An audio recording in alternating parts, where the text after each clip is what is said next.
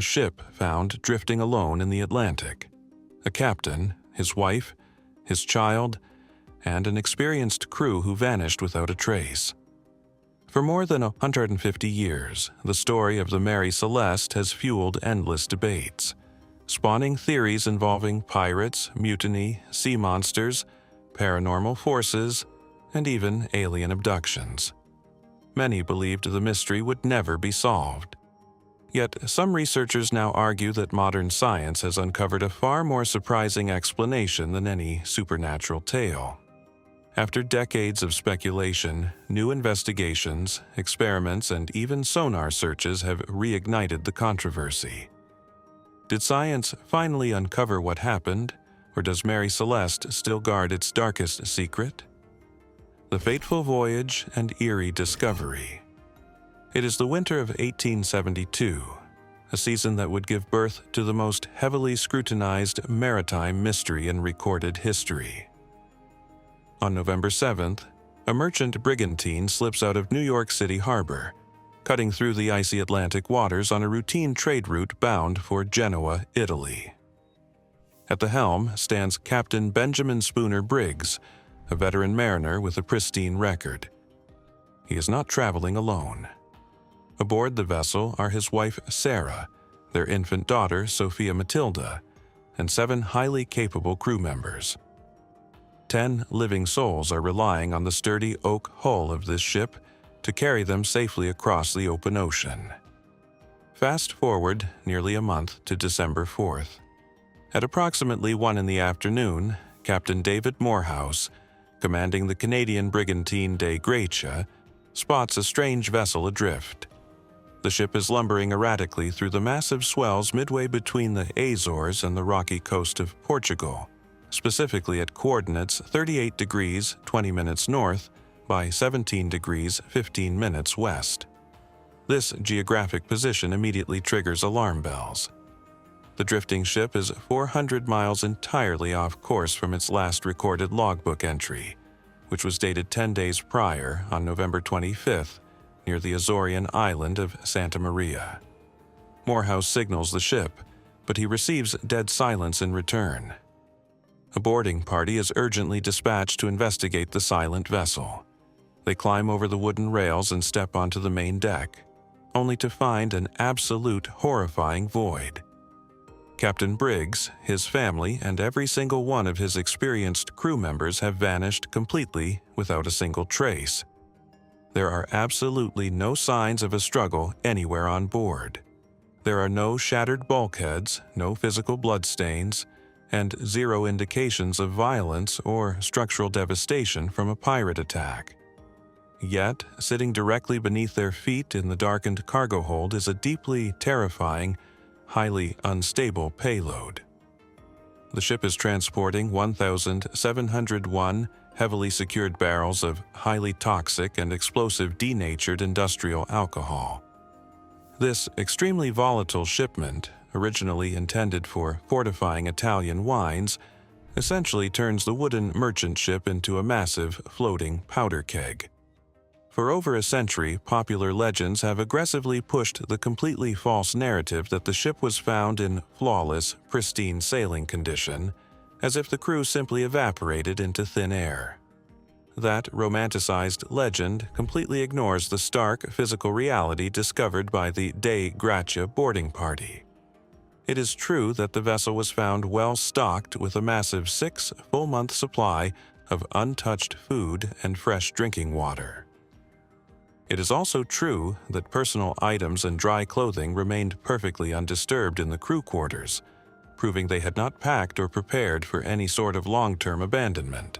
But the ship was far from sailing perfectly. Down in the dark belly of the vessel, the hold was sloshing heavily with 3.5 feet of standing seawater. Even more alarming, one of the 2 main bilge pumps had been entirely dismantled. The heavy pieces of the pump were laid out deliberately on the open deck. This was definitely not a tranquil ghost ship drifting peacefully through the Atlantic mist.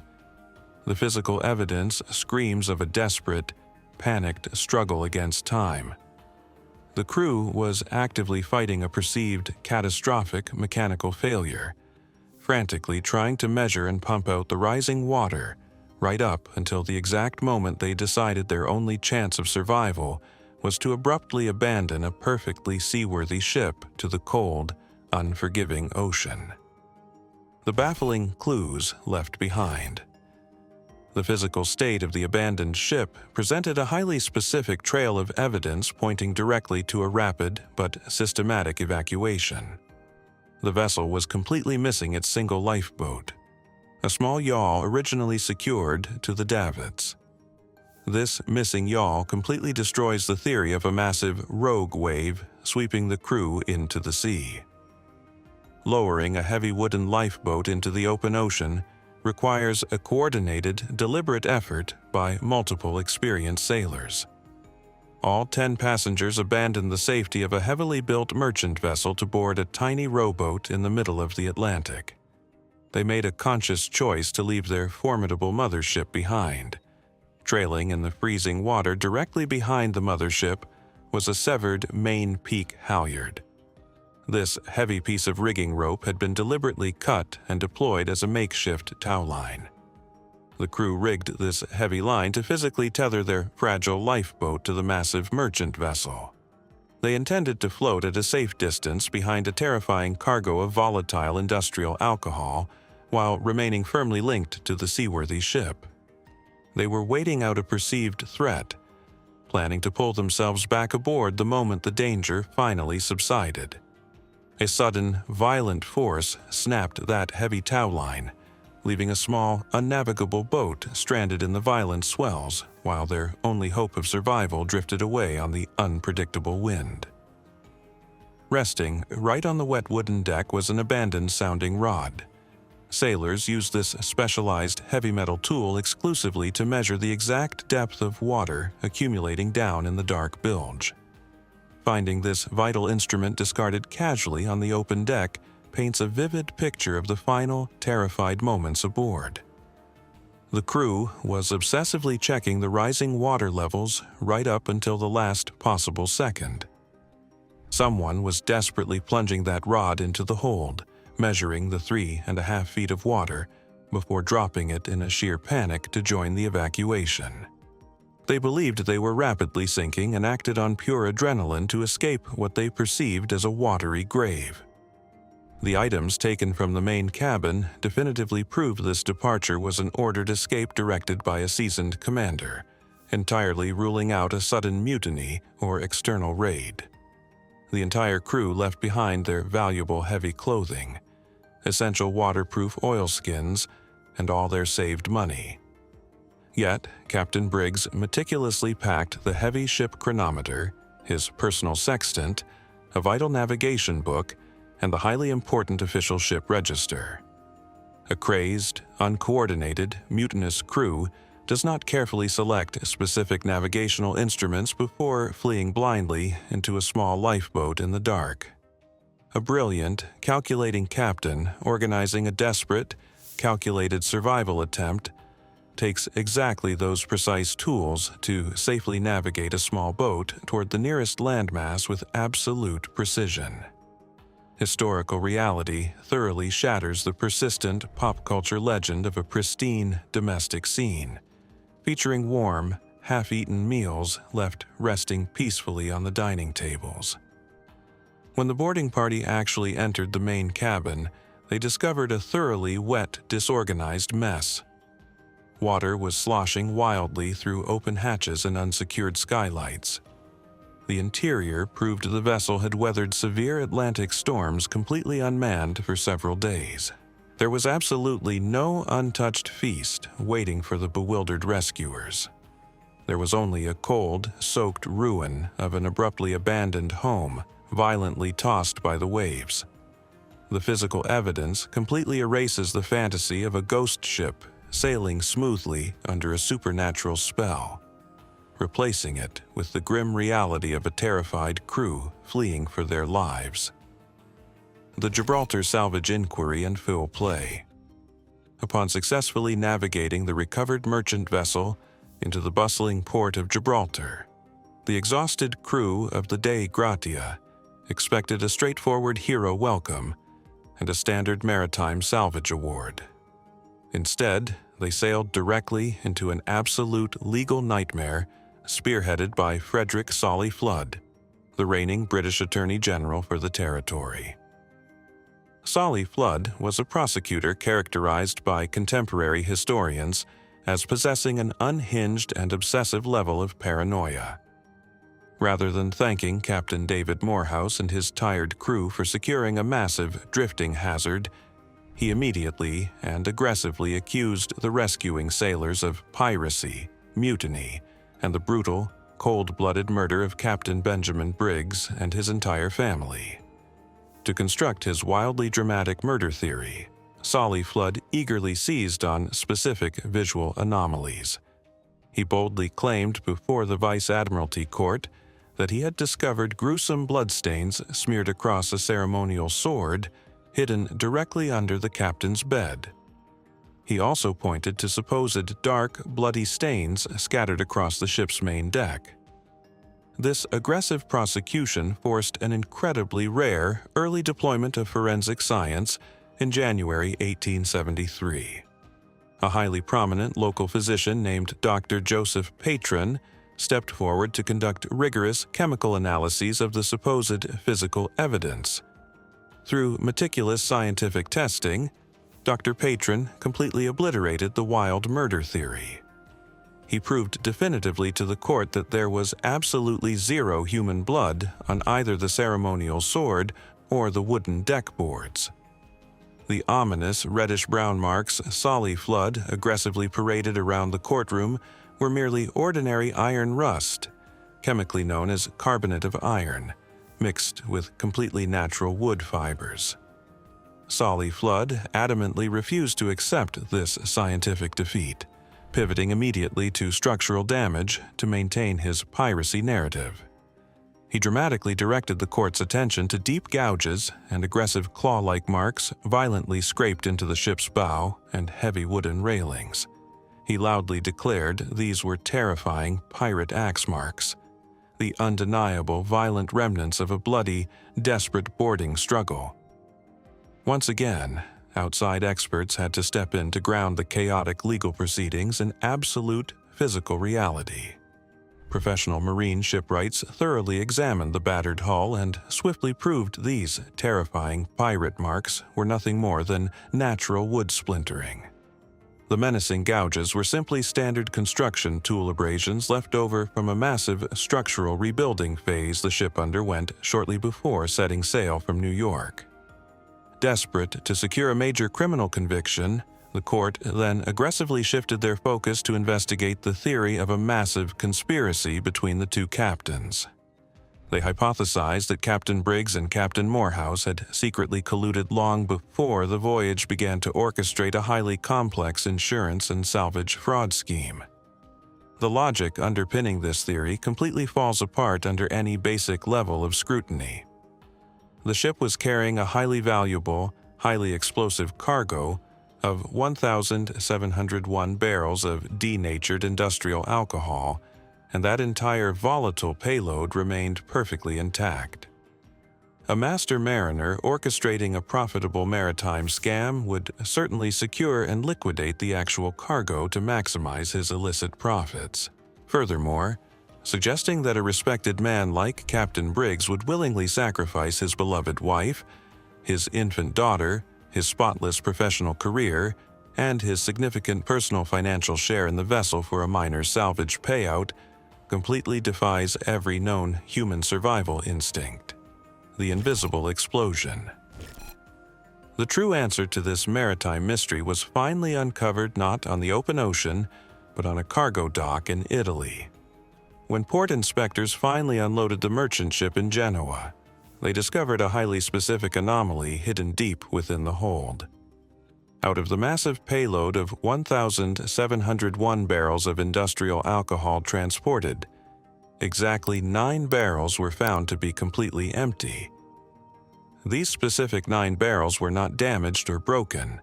They were constructed of porous red oak, while the remaining intact barrels were securely built using dense white oak. This seemingly minor structural difference was the smoking gun. Over the course of the long voyage, approximately 300 gallons of highly volatile liquid ethanol slowly seeped directly through the porous red oak wood. This massive volume of leaked alcohol rapidly vaporized within the tightly battened, entirely unventilated cargo hold. As the ship sailed southward into the warmer climate of the Azores, temperatures within the dark hold eventually exceeded 13 degrees Celsius, the critical flashpoint of ethanol. The unsuspecting merchant ship was unwittingly carrying a massive, highly combustible gas bomb directly in its dark wooden belly. A minor spark, easily generated by the heavy cargo barrels rubbing together as the ship rolled over the Atlantic swells, was all it took to ignite the trapped vapor. To understand how a massive chemical explosion could occur without leaving a single burn mark on the wooden hull, Dr. Andrea Sella, a prominent chemist at University College London, conducted a series of highly controlled simulated trials in 2006. Dr. Sella built a precise replica of the ship hold, utilizing delicate paper cubes to represent the cargo and butane gas to replicate the trapped ethanol vapor. The resulting ignition produced a massive fireball and a devastating pressure wave explosion. Remarkably, the fragile paper cubes did not burn, singe, or accumulate any dark soot. The physical chemistry explains why. The aggressive flame front consumed the trapped vapor in a fraction of a second, followed immediately by a massive rush of relatively cool atmospheric air. This extremely rapid sequence prevented the solid materials from ever reaching their required ignition temperatures. Further advancing this groundbreaking research, scientists Jack Robotham and Frank Mayer at the University of Manchester built a detailed 1:18 scale model of the ship entirely out of wood, utilizing actual liquid ethanol to rigorously test the theory. They verified that while cold departure temperatures prevented ignition, warming the model to match the Azores climate resulted in a violent explosion that hurled the heavy cargo hatches entirely across the room. The blinding flash reached staggering temperatures of approximately 2,000 degrees Celsius, but vanished in a heartbeat, leaving absolutely zero charring on the wooden timbers. To the terrified crew aboard the real vessel, this sudden, invisible blast would have forcefully blown the heavy cargo hatches wide open, violently filling the main deck with terrifying, suffocating fumes. The terrified crew firmly believed their massive wooden ship was actively detonating beneath their very feet. Fearing an imminent, catastrophic explosion, Captain Briggs ordered an immediate emergency evacuation.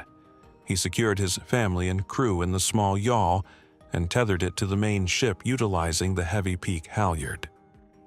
They planned to wait out the deadly fumes. Then, a sudden, violent ocean storm snapped the heavy tow line. The 10 passengers were tragically left stranded in a small, unnavigable boat, helplessly watching as their perfectly seaworthy mothership drifted away on the wind, leaving them to vanish forever into the vast, unforgiving ocean. Alternative, environmental, and natural theories. While the invisible explosion theory holds massive scientific weight, the raw, unpredictable violence of nature provides several other very compelling explanations for the sudden abandonment. The vessel was sailing directly through the Azores, a highly volatile and seismically active region. The seaquake hypothesis proposes that a violent underwater earthquake violently jarred the heavy wooden hull. This intense, sudden vibration would have easily loosened the heavy iron stays on those porous red oak barrels, spilling raw industrial alcohol directly into the bilge. More terrifyingly, the acoustic resonance of a seaquake creates a deafening, low-frequency rumbling sound, echoing directly through the ship timbers. To a crew isolated in the middle of the dark ocean, that terrifying rumble would sound exactly like the vessel physically tearing itself apart, triggering a desperate evacuation before they sank. The weather overhead posed just as much danger as the shifting tectonic plates below.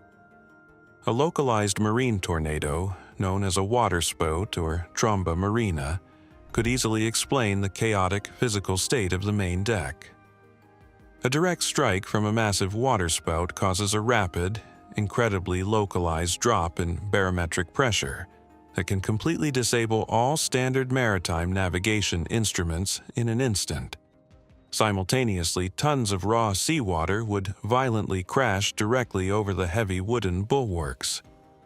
To an already anxious captain, this massive influx of water suddenly flooding the main decks and tearing at the heavy canvas sails creates the horrifying illusion that a perfectly structurally sound vessel is rapidly foundering.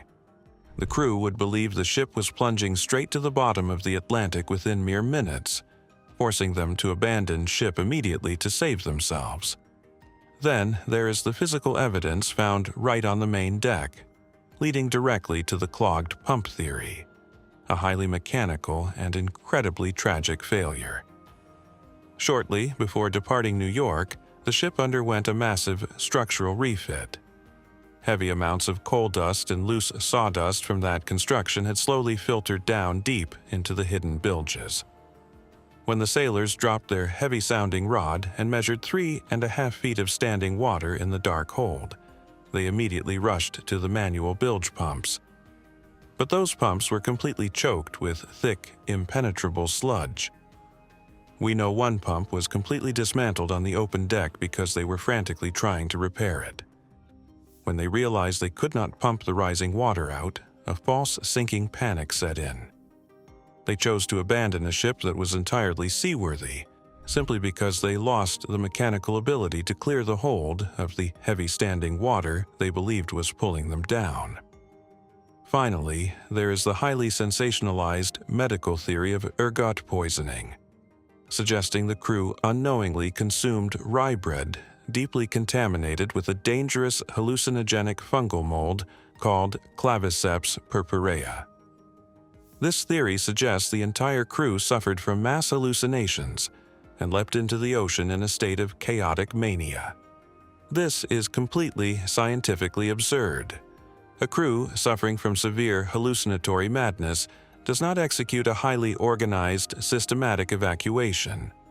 Delirious men do not carefully gather a heavy chronometer, a delicate sextant, and vital navigation books while selectively leaving behind their heavy coats and money.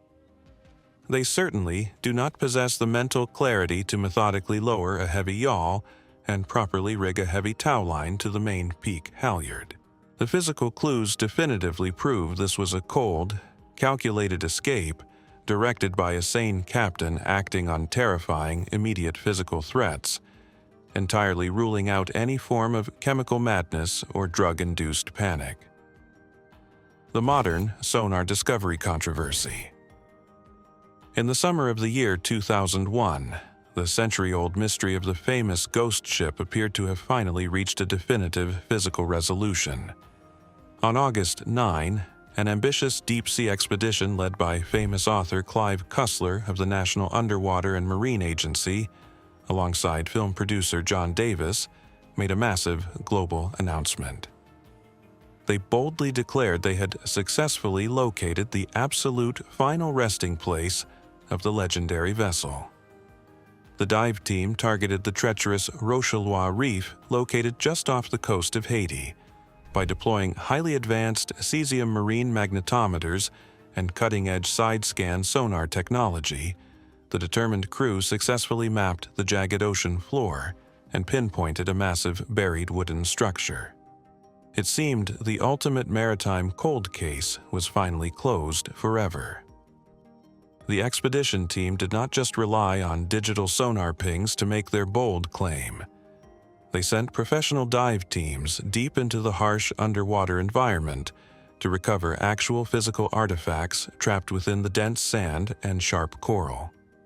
The divers brought up substantial timber samples and large fragments of Muntz metal sheathing, a very specific naval brass alloy commonly utilized heavily throughout mid-19th century shipbuilding to protect heavy wooden hulls against marine growth.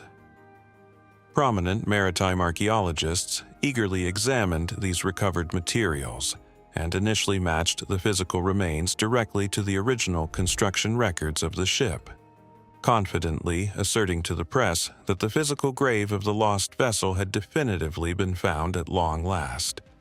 That premature celebration was completely obliterated by rigorous modern science. Enter Scott St. George, a meticulous researcher representing the Geological Survey of Canada and the Laboratory of Tree Ring Research at the University of Arizona.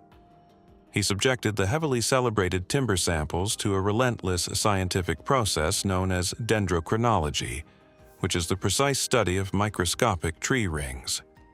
St. George made a discovery that absolutely shattered the entire Sonar expedition claim. He scientifically proved that the outermost tree ring of the recovered wooden sample was actively growing in the year 1894. The historical record definitively proves the famous merchant ship was deliberately wrecked on that Haitian reef in January of 1885. It is physically impossible for a ship constructed and sunk in the 1880s to be built out of trees that were still alive and actively growing nearly a full decade after the ship tragically went down. Adding the absolute final fatal blow to the highly publicized expedition claims, St. George conducted a microscopic wood-type analysis on the recovered timber. He positively identified the underwater fragments as longleaf pine, a highly specific and identifiable tree species completely native to southwestern Georgia and the deep southern United States. The legendary merchant ship was originally built far to the cold north in Spencer's Island, Nova Scotia, and later underwent major structural refitting in the New York area. Both of those specific geographic shipbuilding regions absolutely did not utilize southern longleaf pine during her original construction or her subsequent heavy shipyard repairs. This undeniably rigorous scientific analysis definitively proved that the highly publicized Sonar expedition had falsely identified an entirely different random shipwreck resting on the ocean floor. Because that celebrated 2001 physical discovery was entirely invalidated by undeniable biological facts, the actual physical remains of the legendary ship have never actually been definitively confirmed by modern science. The true final location of the most famous ghost ship in all of recorded maritime history remains a complete and total mystery today, completely lost to the relentless ocean waves. Sensationalism, pop culture, and the curse. The transformation of a very real maritime tragedy into a legendary ghost ship was not the work of the ocean, but rather the work of early pop culture.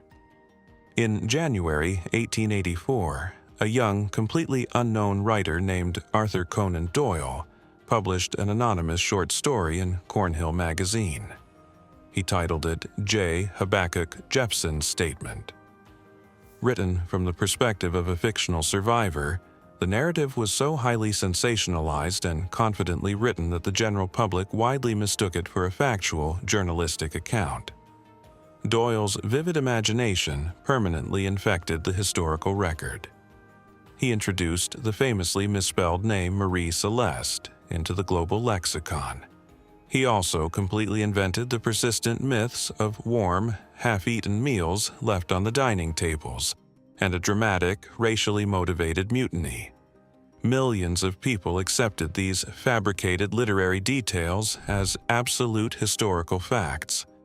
This rampant sensationalism easily took root because the vessel already possessed a deeply terrifying reputation as a cursed ship. Her brutal history of tragedy began long before 1872. She was originally launched under British registration in Nova Scotia back in 1861, christened as the Amazon. Misfortune struck almost immediately. During her very first maiden voyage, her first commander, Captain Robert McClellan, fell suddenly ill and died. Under her second commander, Captain John Nutting Parker, she suffered a series of devastating collisions. In 1867, a massive storm drove her violently ashore, leaving her abandoned as a ruined wreck. Even after being salvaged, heavily rebuilt, registered as an American vessel, and renamed The Dark Cloud Remained. In 1879, her third captain, Edgar Toothill, died prematurely on the remote island of St. Helena. To the maritime community, she was undeniably a cursed, jinxed vessel that destroyed the men who sailed her. Modern paranormal writers have shamelessly capitalized on this dark history, attempting to link the abandonment directly to the infamous Bermuda Triangle. This claim is geographically absurd. The drifting vessel was discovered near the Azores, floating off the rocky coast of Portugal. That location is thousands of miles across the Atlantic Ocean, entirely disconnected from the Caribbean waters of the Bermuda Triangle. The ill-fated ship involves no supernatural mystery or invisible chemical explosions, but rather a pathetic, deliberate crime. By January 1885, the vessel was under the command of her final captain and part owner, Gilman C. Parker. Seeking a quick payout, Parker conspired to deliberately destroy the famous ship in an elaborate insurance fraud scheme. He heavily overinsured a completely worthless cargo consisting entirely of ruined cat food and cheap rubber boots. He then intentionally sailed the ship directly into the shallow, jagged coral of the Rocheleau Reef off the coast of Haiti. But the stubbornly built ship refused to sink completely beneath the waves, hanging heavily on the sharp coral. The blatant fraud was quickly exposed, leading directly to Parker's arrest and criminal trial for barratry.